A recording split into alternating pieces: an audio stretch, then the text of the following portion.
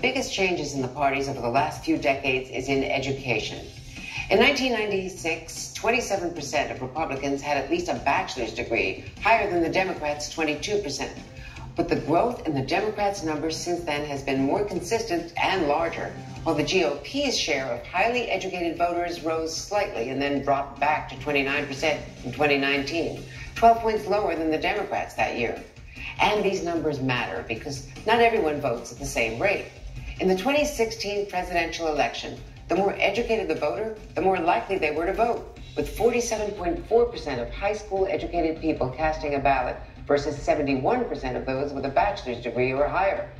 So when a party's percentage of college grads falls, that may make it harder to get the desired voter turnout. But also important here is the drop-off in the midterms. Although it's expected, the margins matter. And after starting with the lowest number to begin with, turnout among voters with a high school education also dropped the most, a decrease of 8.6% from the presidential vote to the 2018 midterms.